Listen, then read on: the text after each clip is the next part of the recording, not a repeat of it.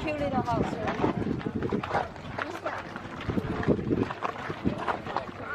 So we are here in Stonehenge, and for me it's kind of interesting because when I was in high school I took a sculpture class, actually my only art class I took in high school, and I had, among other assignments, a project called the 3x3x3 project, meaning it had to be this sculpture no more than 3x3x3 inches.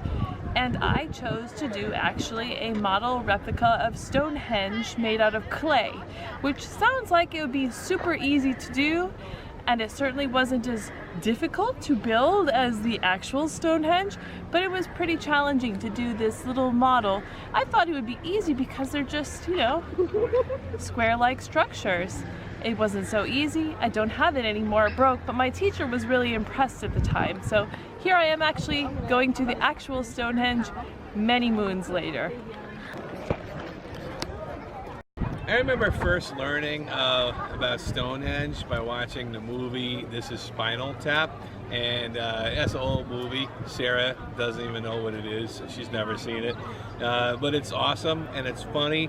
And I just remember there's a scene where the band Spinal Tap is dancing around like a small version of Stonehenge, and they were disappointed as to how small it was, as they ordered this replica to be on stage with them, and they got the measurements wrong. I had no idea how big it was going to be, and driving in here, I'm super impressed. I don't know how these ancient druids were able to get these giant boulders on top of these rocks. Looks like, to me, like what, 20 feet tall? I don't know. We're gonna find out. Probably meters because we're in Europe, but it's still tall, even if it's in meters, right? We're gonna check this out. Alyssa, you ready to go do this?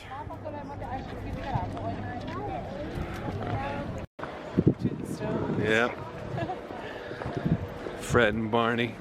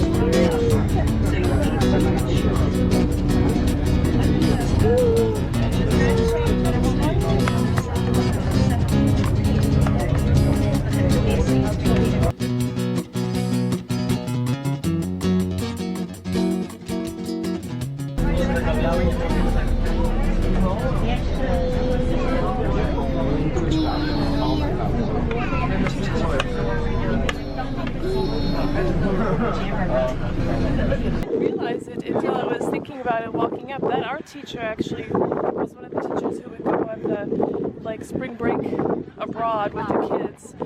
So she might have been also impressed with my work because she's seen it in person. So she knew that you got it on, huh? Yeah. When you made your statue, did you surround it by a lot of miniature people? No.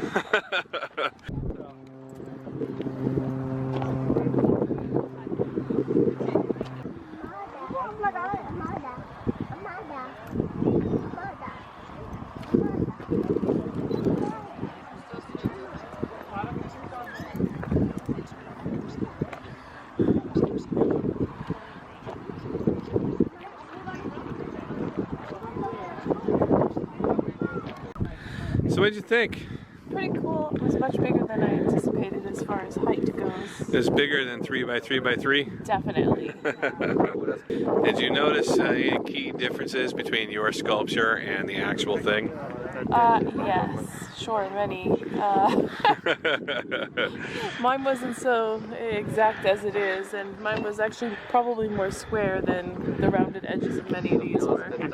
So for the record, my model was much better than this little one that you can buy for $10. I will now be accepting your payments for $15 better made model if you would like one. I gotta say, Stonehenge was awesome. It's you know, it's a simple experience. You know, you're just seeing a bunch of rocks stacked up, but it connects us to our past and our deep past. You know, it's like it's a really neat thing to visit, and I recommend it to everybody. Yeah, super cool. Of course, it's a must-do if you come here to the UK, to England. And if you ever played Dungeons and Dragons.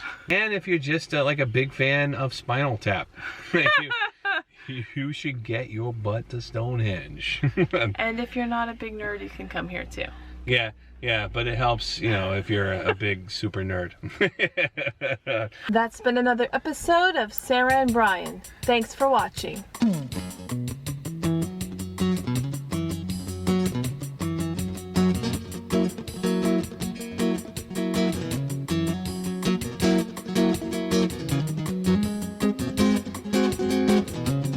What did you think you were building when you built it? I remember looking it up at the time, but I couldn't tell you until I looked it up again now.